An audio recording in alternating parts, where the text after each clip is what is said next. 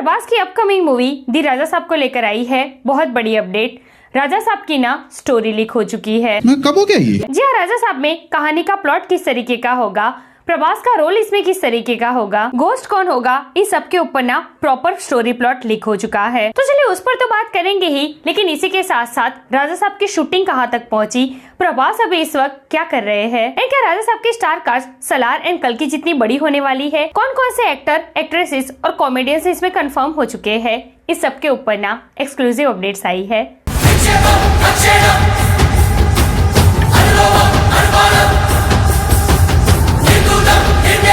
Hey everyone, welcome to film B, मैं एकता जानी। प्रभास की upcoming horror comedy movie the Raja Saab को लेकर आई है बहुत बड़ी शॉकिंग अपडेट। राजा साहब की स्टोरी लीक हो चुकी है, इस पर तो बात करेंगे ही, लेकिन उससे पहले सलार को लेकर जो एक गुड न्यूज आई है ना, वो आपको बता दूं। सलार को डिज्नी प्लस हॉटस्टार पर रिलीज हुए 285 डेज हो चुके हैं एंड अभी भी ये मूवी वहाँ पर टॉप 10 पर ट्रेंड कर रही है हिंदी में। मतलब कि भाई इस दिसंबर में ही 1 ईयर कंप्लीट होने जा रहे हैं सलार को रिलीज होने में। और इत्तेफाक की बात ये है कि आज है 1 दिसंबर और आज ही सलार का फर्स्ट ट्रेलर रिवील किया गया था। और अच्छी बात ये है कि अभी भी आफ्टर 1 ईयर OTT पर हिंदी में टॉप 10 पर ट्रेंड कर रही है सलार। तो भाई ये पोटेंशियल था सलार का और ये जलवा है प्रभास का। भैया वो कौन लोग थे जिसको सलार पसंद नहीं आई थी और उसे सलवार या फिर कोयले की खान बोल रहे थे। यार ऐसी बात तो है नहीं कि 2023 में सलार के अलावा कोई बड़ी मूवी ही रिलीज नहीं हुई। लियो, एनिमल, ये सारी मूवी 2023 में ही रिलीज हुई है, लेकिन आज देखिए उसका कहीं अता पता भी नहीं है OTT पर। तो सलार का आज भी 1 ईयर के बाद OTT पर ट्रेंड करना ये दिखाता है कि सलार वाकई बहुत ही अच्छी मूवी थी, लेकिन नेगेटिविटी के कारण कहीं ना कहीं वो कलेक्शन ठीक से नहीं कर पाई। खैर छोड़ो, सलार की एक और अचीवमेंट पर very big congratulations to Salaar and team and of course Prabhas. अब बात करते हैं राजा साहब की। तो भाई लोग, राजा साहब की स्टोरी लीक हो चुकी है। जो एक रेप्यूटेड पेज से इस मूवी की कहानी का प्लॉट रिवील हुआ है, लेकिन इसमें कितनी सच्चाई है और कितना गलत है वो हम अभी से श्योरिटी से नहीं कह सकते। But according to update, the Raja Sahab story revolves around a young man who sets his eyes on his ancestral property to ease him out of a cash crunch, but soon he realized that the mansion is haunted by the vengeful spirit of राजा साहब। मतलब की कहानी में एक young man है जो of course Prabhas का ही character होगा।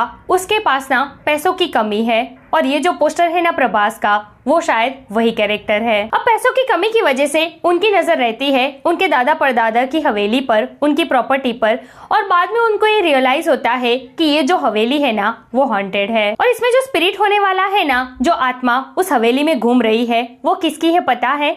राजा साहब की। जी हाँ, ये वाले राजा साहब जो आई थिंक इस वाले प्रभास के दादा या परदादा है। मतलब कि ये जो राजा साहब को लेकर ड्यूल रोल वाली बातें हो रही है ना, वो कहीं ना कहीं 100% सच होती हुई नजर आ रही है। क्योंकि देखिए ना, इस पोस्टर में जो प्रभास का लुक है ना, वो आज के जमाने का है, आज के एरा का। लेकिन ये जो पोस्टर है ना, उसमें बिल्कुल डिफरेंट लुक दिखाई देता है, थोड़े राजा महाराजा के टाइप का। वो हवेली, वो चेयर, प्रभास का लुक, कपड़े, स्टाइल, सिगार, सब कुछ रॉयल टाइप का लग रहा है। तो भाई लोग, बात बिल्कुल साफ है, यहाँ पर ना दादा पोते वाला कंसेप्ट जरूर होगा, जिसमें दादा होगे राजा साहब, जिसका स्पिरिट ना हवेली में घूम रहा है और इसलिए उसको हॉन्टेड हवेली कहा जा रहा है। और इस वाले प्रभास की नजर होगी उनकी हवेली पर, जो बाद में उनको पता चलेगा कि ये वाली हवेली हॉन्टेड है और उसमें जो स्पिरिट है वो उनके दादा परदादा का है, मतलब कि दी राजा साहब का। तो अब प्रभास क्या करेंगे कि उनके दादा परदादा की आत्मा ऐसे हवेली में भटक रही है, ऐसा क्या हुआ होगा उनके साथ, कैसे उनकी मौत हुई होगी और कैसे पूरी हॉरर मूवी को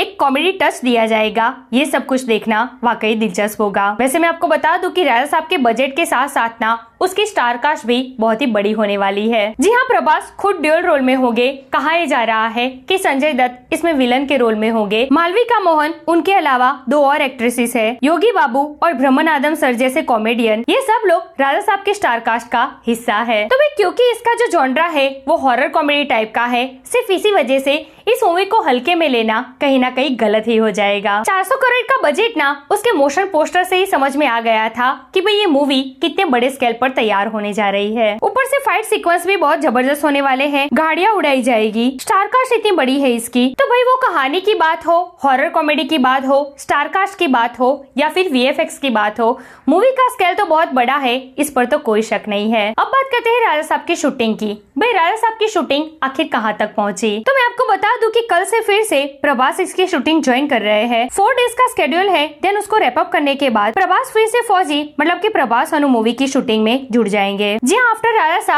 प्रभास फिर से फौजी की शूटिंग में जुड़ जाएंगे, जिसका इस बार 10 दिन का स्केड्यूल है। तो भाई राजा साहब के साथ साथ फौजी की शूटिंग बिना धीरे धीरे आगे बढ़ रही है और ऐसा होना भी चाहिए, क्योंकि देखिए नेक्स्ट ईयर ना मतलब कि 1 मंथ के बाद 2025 के जनवरी फरवरी से प्रभास जुड़ जाएंगे टोटली स्पिरिट से। एंड जब वो स्पिरिट की शूटिंग ज्वाइन करेंगे ना, उस वक्त साइड में वो किसी और मूवी की शूटिंग नहीं कर पाएंगे, क्योंकि देखिए जैसे कि मैं आपको पहले ही बता चुकी हूँ कि वांगा सन्ना अपने हीरोज को बिल्कुल अलग ही अवतार में स्क्रीन पर प्रेजेंट करते हैं, जिनका लुक बिल्कुल अलग ही होता है। तो जब वो स्पिरिट ज्वाइन करेंगे ना, तब वो सिर्फ और सिर्फ स्पिरिट के अवतार में ही होंगे, वो बाकी कोई मूवी की शूटिंग कर नहीं पाएंगे। तब होगा कि पहले राजा साहब आएगी, फिर स्पिरिट, देन लास्ट में आएगी फौजी। और अच्छी बात ये है कि फौजी की शूटिंग को लेकर ना मेकर्स को इतनी जल्दी है और ना ही प्रभास को। सो यार दैट्स इट टुडेस वीडियो।